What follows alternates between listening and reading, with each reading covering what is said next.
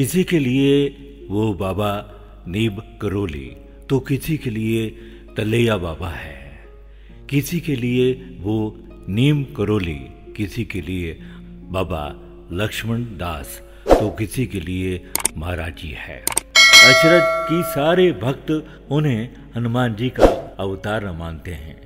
अति सामान्य वेशभूषा किंतु तेजोमय मुखमंडल, तिस पर छाई मनोहर मुस्कान, मोटा कंबल, साधु सरिका रहन सहन, ऐसे थे बाबा नीब करोली। लोगों ने बाबा जी की अपार शक्तियों का अनुभव किया है। उनके अनुसार बाबा जी लिफाफा खोले बिना ही बता देते थे कि उसके अंदर क्या है। वो दूर बैठे बैठे भक्त की विपदा टालते थे, लोगों को कष्ट से मुक्ति दिलाते थे।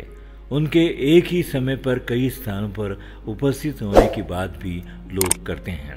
बाबा की व्यापक विस्तृत क्षमता की कथाओं दृष्टांतों का जो मूल तत्व है वो उनकी जन जन के प्रति करुणा, दया, कृपा, भक्त वात्सल्यता, धर्म एवं मर्यादा की रक्षा आदि ही भावनाओं का ही प्रतिबिंब है। महाराज जी हर भक्त, हर शरणागत के साथ रहे हैं। आश्चर्य की बात है कि देश और विश्व के कोने कोने से उनके भक्त बिना किसी प्रचार के केवल उनकी प्रेरणा से आते गए। बाबा जी ने जिस एक परिवार का निर्माण किया, आज उसमें सभी वर्ग तथा धर्म के लोग शामिल हैं। बाबा जी कहते थे कि संत दूसरों की भलाई के लिए दुख सहते हैं, जबकि दुर्जन दूसरों को दुख देने के लिए स्वयं कष्ट सहते हैं। संत जन भोजपत्र के समान हैं, जो दूसरों के कल्याण के लिए नित्य विपत्ति सहते हैं, और दुष्ट जन पराई संपत्ति नाश करने के लिए स्वयं नष्ट हो जाते हैं, जैसे ओले खेती को नाश करके स्वयं नष्ट हो जाते हैं।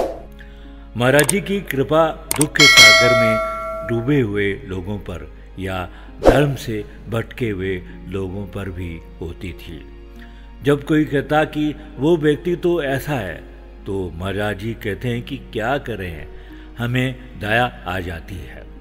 महाराज जी की दृष्टि में न कोई अमीर, न कोई गरीब, न कोई धर्म विशेष का अनुयायी था। उनकी दृष्टि में तो सृष्टि की रचना करने वाले की सब संतान है। यही वजह थी कि महाराज जी सब पर दया करुणा की समान रूप से वर्षा करते थे, बिना पात्र को पात्र, संत असंत, भक्त अभक्त का भेद किए बगैर। बस वो हर कृपा पात्र से एक ही अपेक्षा रखते थे कि वो अपने धर्म में अडिग रहकर भक्ति करे, धर्म और जाति की आड़ में मानव में भेद न करे, मानव सेवा को धर्म समझे।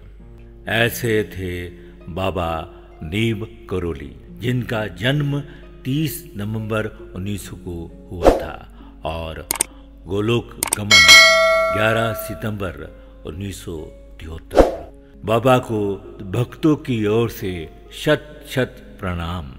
जय बाबा नीब करोली।